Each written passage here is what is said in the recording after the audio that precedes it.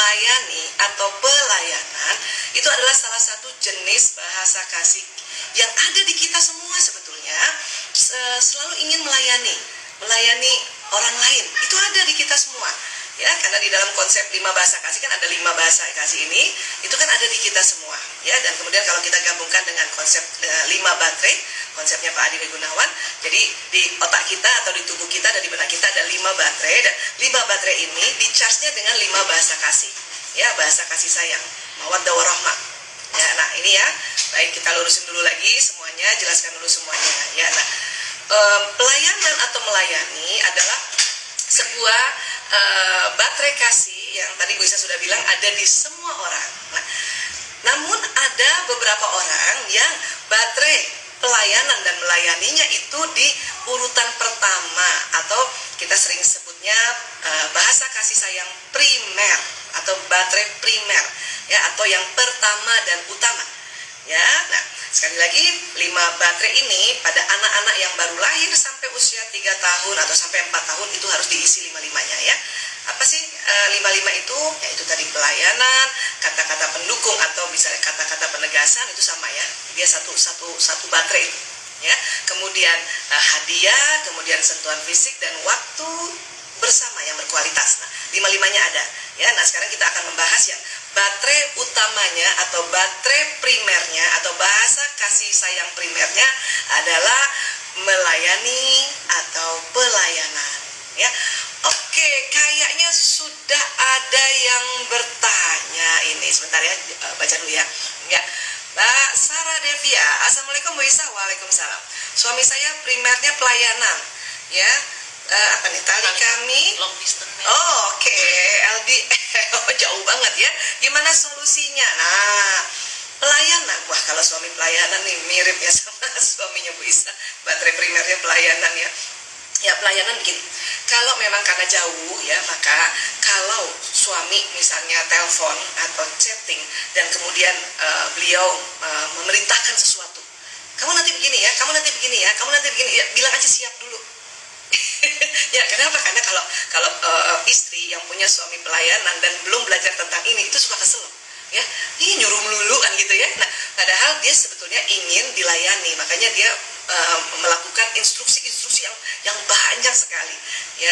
Jadi selalu siap mas, atau siap abi, siap ayah, pokoknya bilang aja dulu siap ya. Karena biasanya kan suami yang baterai primernya pelayanan ini wataknya ini kan biasanya watak yang koleris, watak yang kuat, watak yang memang hasrat mengatur. Jadi kayak gitu aja. Nah, kemudian kalau misalnya dia bilang pokoknya kita nanti kalau saya telepon kamu angkat ya, nah itu harus diikutin ya, siap. Misalnya lagi ngapain pun, misalnya lagi ada acara ya, walaupun sekarang untung sering di rumah ya, kemudian lagi ngomong sama anak terus telepon suami langsung angkat itu ya. Nah, begitu kira-kira. Nah, pada saat sedang bersama ya sudah, jangan kemana-mana, deket dengan suami, apa yang dia minta masakin dia ya, siapkan bajunya, apa yang dia minta siap ya. Oke, kayak gitu ya. Ada lagi Kak? Oh, sudah ada Mbak Ella Syarifatul Ella Laila. Oh, Syarifatul Laila, Masya Allah. Suami saya melankolis, saya koleris. Bagaimana bahasa kasihnya? Kadang saya rada gengsi kalau harus muji-muji Bu. Biasanya gini ya, ini adalah cara cepat untuk mengetahui bahasa kasih ya. Terima kasih buat sahabat-sahabat Bapak Ibu Ayah Bunda yang sudah juga mulai belajar tentang watak ya. Nah, orang koleris itu bahasa kasih primernya atau baterai kasih sayang primernya itu biasanya ini tadi, pelayanan dan melayani ya, melayani dan dilayani ya, itu ya, act of service. Nah itu, atau ada juga koleris yang hadiah ya, hadiah ada gitu, tapi nggak banyak, itu paling cuma 15%, tapi rata-rata yang pelayanan dan melayani ya. Nah kemudian kalau melankolis ini biasanya bahasa kasih sayang primernya adalah ya waktu yang berkualitas. Ada juga melankolis yang hadiah, tapi juga nggak banyak. Jadi hadiah itu terbagi dua, ada di koleris, ada di melankolis ya. Ini pengamatannya Bu Isa selama beberapa lama ini ya. Kemudian kalau sanguinis ini word of affirmation atau kata-kata penegasan. Penegasan ini termasuk menegaskan pujiannya, menegaskan dukungannya, kayak gitu ya. Dan kalau pragmatis ini karena orang damai, dia punya bahasa kasih primernya atau baterai kasih sayang primernya adalah sentuhan fisik. Nah, tinggal digabung aja itu. Ya. Nah, kalau tadi dikatakan istrinya melankolis, berarti kan istri tuh lebih seneng yang waktu yang bersama, sama-sama ingin ditemenin, kemana-mana ingin ditemenin gitu ya. Memang suaminya biasanya itu ada sanguinisnya. Tadi kan baru dikasih tahu koleris, mungkin kombinasi keduanya sanguinis, koleris sanguinis. Berarti kalau koleris sanguinis itu suami, berarti baterai kasih sayangnya, baterai pertamanya mungkin pelayanan, baterai keduanya adalah bahasa-bahasa pendukung, ya. Memang istri yang melankolis itu jarang sekali mau memuji. Tapi kalau nanti nggak dipuji, terus nanti siapa yang ngecas baterainya? Hati-hati loh, nanti pakai power bank di luar. Bisa sekali lagi kasih tahu, inilah salah satu ladang amal kita, istri yang memang baterai primernya berbeda. Kita mencoba untuk belajar, berikhtiar untuk mencharge-nya. Kenapa? Kita bisa kok, ada kok baterainya di kita. Ya, hanya memang bukan baterai primer, makanya perlu energi, perlu ikhtiar yang kuat untuk melakukannya. Ada. Kan tadi semua orang ada 5 baterai kan? Nah, gitu deh. Ya, bismillah ya. Bisa. Oke. Mbak Iva Lili, Assalamualaikum Mbak Isa. Waalaikumsalam. Kalau suami nggak ngeh dengan bahasa kasih istri, perlu diobrolin berdua kah? Apa yang istri ingin dilakukan suami untuk menyenangkannya? Iya betul. Jadi gini ya, kita harus juga paham bahwa konsep tentang baterai kasih sayang primer atau bahasa kasih sayang primer itu memang baru-baru saja, dekade-dekade sekarang saja ditemukan dan kemudian disosialisasikan. Itu salah satu kenapa Bu Isa senang sosialisasikan masalah ini atau konsep ini.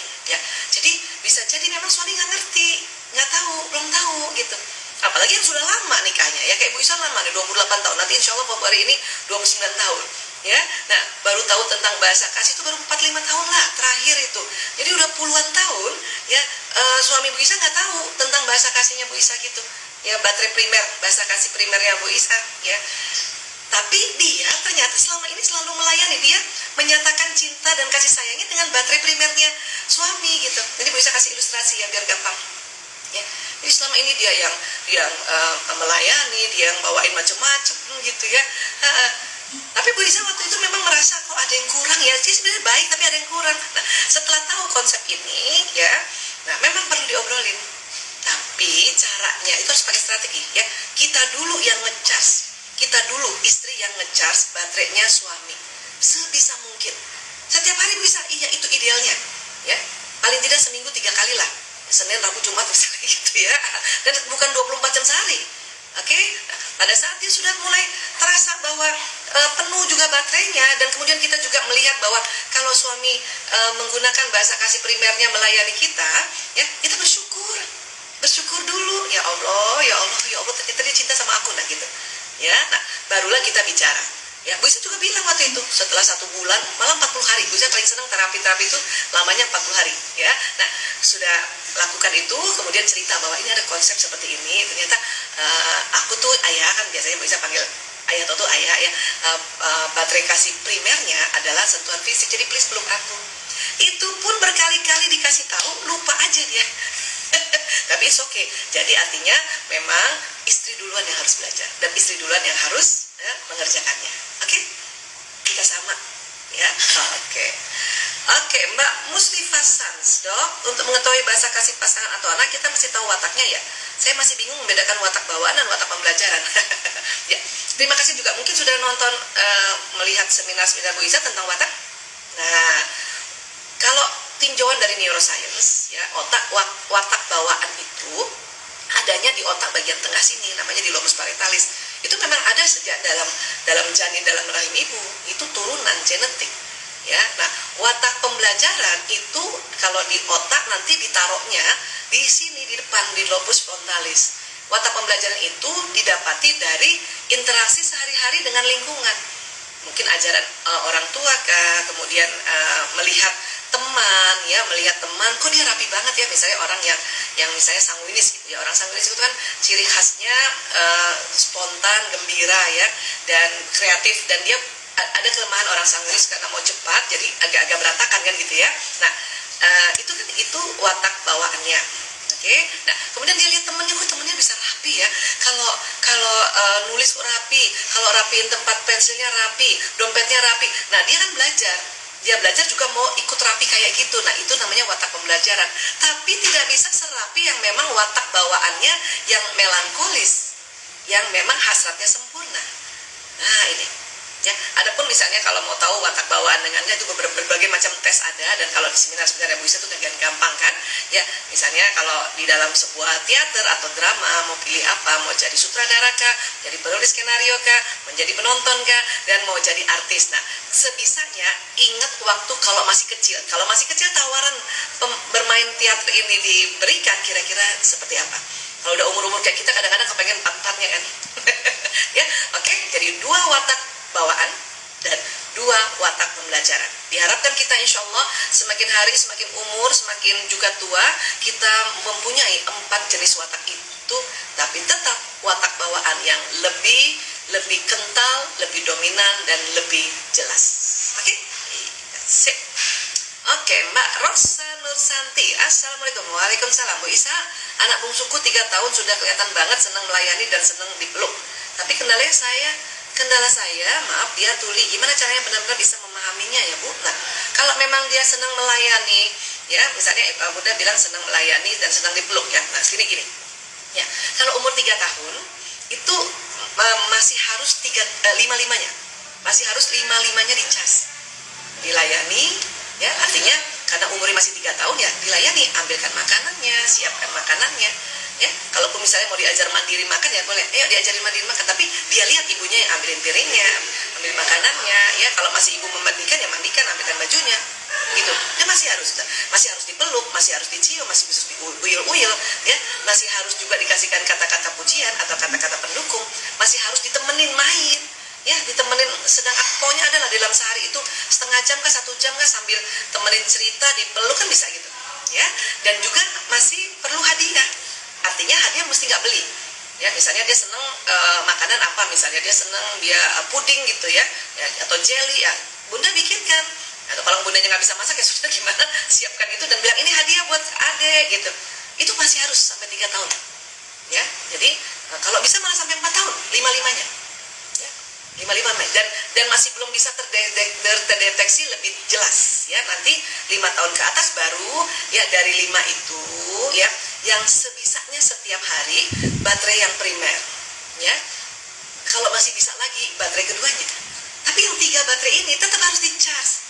Walaupun bukan tiap hari, mungkin ada yang baterai ketiga seminggu sekali kah, ya, baterai keempat sebulan sekali kah, baterai kelima 2-3 bulan sekali. Seperti itu sebetulnya. Oke? Iya. Sip. Siapa nih? Mbak Naila. Oh, bahasanya ini banget ya. Bu, kalau baterai pelayanan itu maunya minta dilayani terus. Tapi kalau saya mendisiplin anak untuk misalnya membersihkan rumah bersama-sama, itu nggak apa-apa ya. Karena anak cowokku, suamiku di rumah benar-benar kayak raja. Jadi gini, ya. Pelayanan ini memang adalah baterai primer ada pada anak atau ada yang pada suami, ya. Nah, dia kan senang melayani. Nah, pada saat dia senang melayani, dia juga senang dilayani, tapi bukan 24 jam. Ya, bukan 24 jam. Nah, adapun misalnya kita mau ajak dia disiplin atau mau ajak dia melakukan pembagian tugas, misalnya, ayo kita rapin tempat tidur, ayo kita nyapu, itu boleh, ya. Tapi perhatikan dia, ya. Kalau misalnya dia sampai, Bunda, aku kok ini agak susah ya angkat ininya nih, angkat kursinya, bantu, ya, bantu. Karena banyak orang tua berpikir, masa gitu aja nggak bisa, kan kamu kan bisa, kamu pintar, kamu kuat kok, ayo dong mandiri. Nah, itu adalah, ya, kalimat-kalimat yang tidak disukai oleh orang anak-anak yang baterai utamanya atau baterai primernya adalah pelayanan. Kenapa? Karena mereka sebetulnya, ya, kalau dia bisa, dia kerjakan. Tapi kalau sampai dia sudah minta tolong, itu memang betul-betul dia udah nggak bisa. Maka sigaplah minta tolong. Oh iya, ya nggak apa-apa, ya. Ini kekeliruan kita. Pada saat kita ingin mau anak itu mandiri, kita menganggap ya sudah harus dia terus, nggak perlu dibantu. Nah, buat anak-anak yang baterai ya utamanya atau primernya pelayanan, dia butuh dibantu. ya kan, tapi tidak 24 jam ya, dalam sehari ya sekali gitu. Kalau dia misalnya lagi mengerjakan pekerjaan rumah tadi kan contohnya gitu kan ya, atau misalnya dia lihat ibunya yang masakkan makanan, itu dia sudah senang. Dan perhatikan, dia juga melayani kita loh ya. Anak ini yang lebih sikap loncat dan kemudian nanti dia layani orang tuanya, ibu mau apa, ibu mau apa gitu ya, ibu mau makan. Nah, kalau udah gede itu apa lagi nanti ya. Oke, seperti itu kira-kira ya, mudah-mudahan bisa ditangkap ya. Oke, berikutnya Mbak R.A. Saimona. Assalamualaikum. Waalaikumsalam. Bu Isa, gimana sikap kita menghadapi ibu yang bahasa kasih pelayanan yang wataknya koleris? Nah, ini ya, ibu kita tentu ada yang seperti itu ya. Bu Isa juga termasuk begitu ibunya ya. Nah, cuman sayang sekali pada saat ibu ada, saya belum belajar tentang ini. Makanya kadang-kadang seorang ibu yang wataknya koleris dan bahasa kasihnya pelayanan ya, kita lihat ya betapa mereka itu sangat memenuhi kebutuhan kita. Dia yang masak, dia yang kasih makan, dia yang kalau ibu saya ya kadang-kadang dia yang jahitkan baju kita. Pokoknya deh ya. Tapi di sisi lain dia pengen banget disiplin ya, pengen banget dia anak-anaknya juga teratur kan gitu ya, di sisi lain kan gitu ya. Dan nampaknya karena memang wataknya hasrat mengatur ya, dia punya nuansa tegas, keras ya, disiplin kan gitu maksudnya ya. Nah, ini kalau beliau masih hidup ya, dan saya misalnya tahu ya, misalnya ibunya Ibu Isa masih hidup dan kemudian sudah tahu bahwa dia pelayanan, saya akan misalnya Isa misalnya gitu ya, ibu saya suka panggil gitu, Isa ya sini nak ya, ibu mau kasih sesuatu. Wah, langsung datang, siap bu gitu. Tolong dulu pesankan makanan, pesankan soto ayam, siap bu. Harusnya gitu ya. Kenapa? Karena ibu yang pelayanan dan koleris ini pun dia luar biasa juga melayani kita ya, hanya memang dengan ciri khasnya yang hasrat mengatur, jadi maunya cepat tepat ya. Dan kadang-kadang kalau kita nggak paham, kadang-kadang sering kesel ya. Tapi sekali lagi, itu ibu ya, hormati dia dan sayangi dia, insya Allah barokahnya mengalir ya.